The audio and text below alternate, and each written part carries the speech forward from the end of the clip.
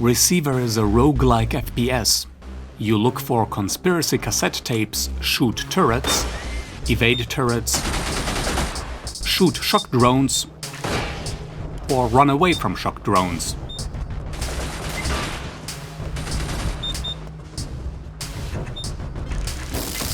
It costs $5 or $1 during sales, or you can build the source in Unity yourself.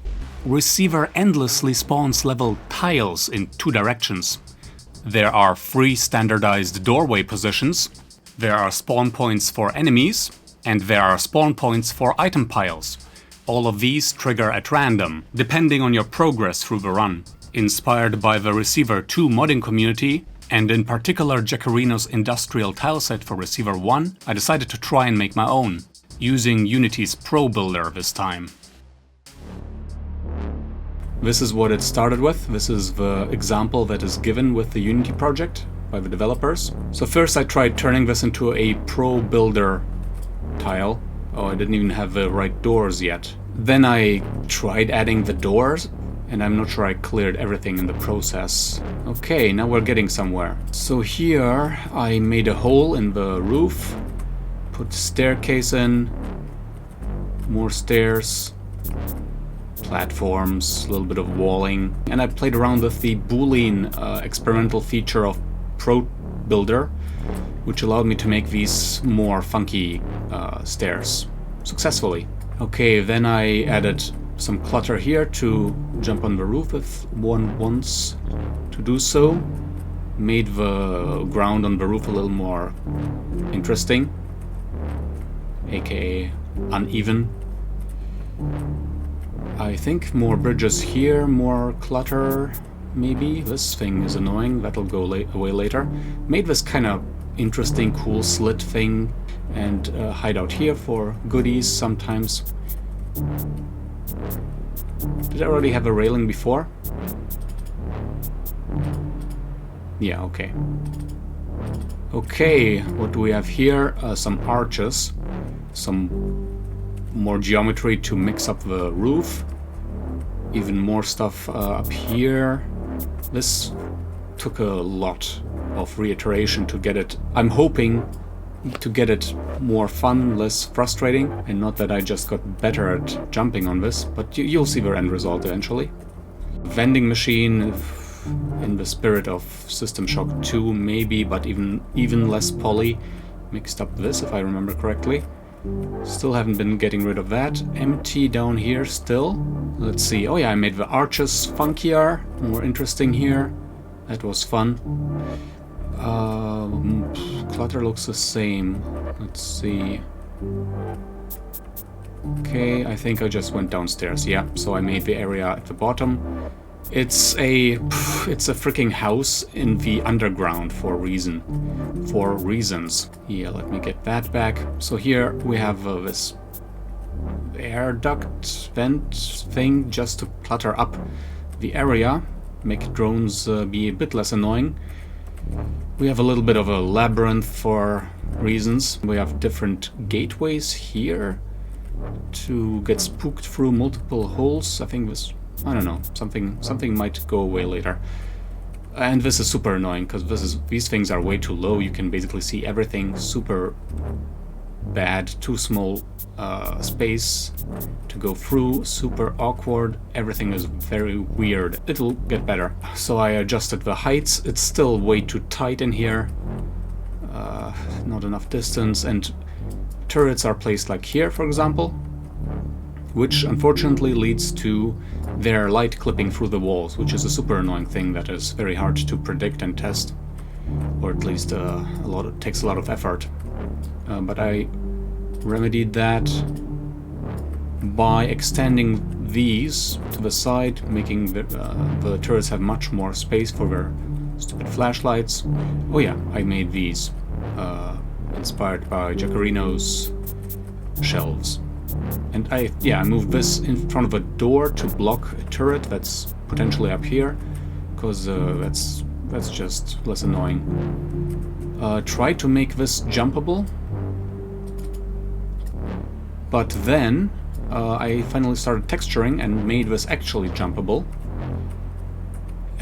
Yeah, a lot of time spent texturing, figuring it out first time. Oh, I even added lamps already. Also added this block to block the turret that is potentially up here from immediate interaction.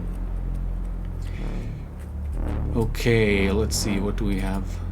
Number 10. I think 10 is the final iteration, so let's go level by level. This is, yeah, the top.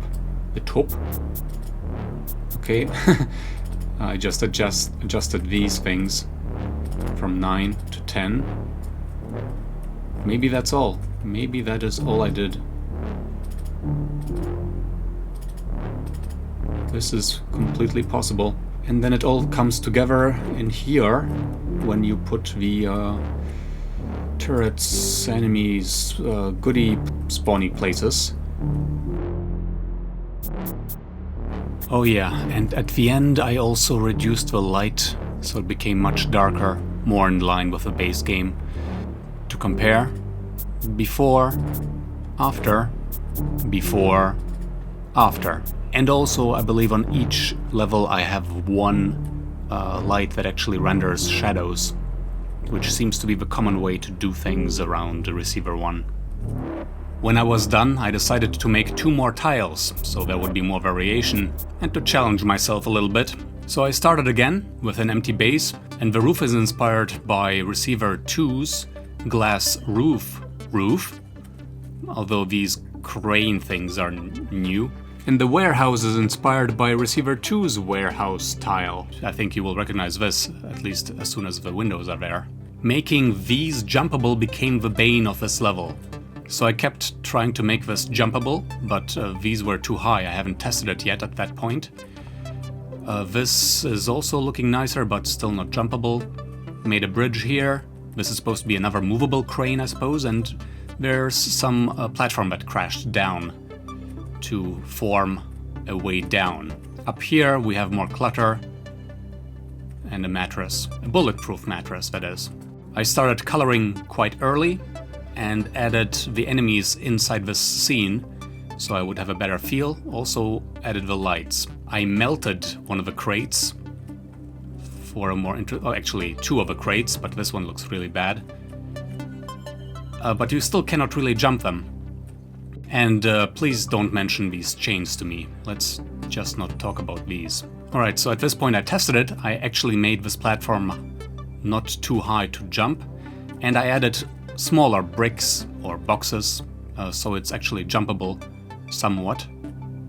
So you can actually get up here and somehow get up here. I don't think you can quite do that yet, but you can definitely get down without dying.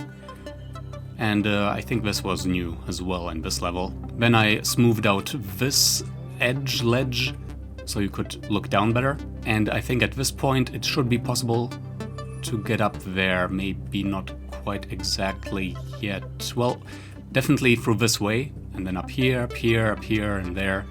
But it's quite deadly if you don't land well. And then I decided to make one more, and this time I did not make that many saves. Wow. I was inspired by this video about the Alexandra Road estate, and I tried to start with that, but it quickly became a metro station. I kinda like these seats.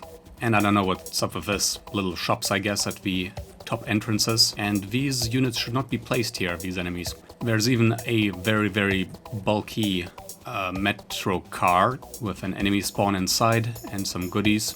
Yeah, and basically in further versions I added more clutter and raised the railings so you wouldn't fall down that easily.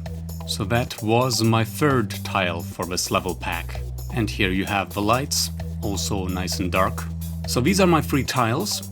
Right after finishing these, I started working on another tile for a level design jam, and I'll make a video about that one in a little bit.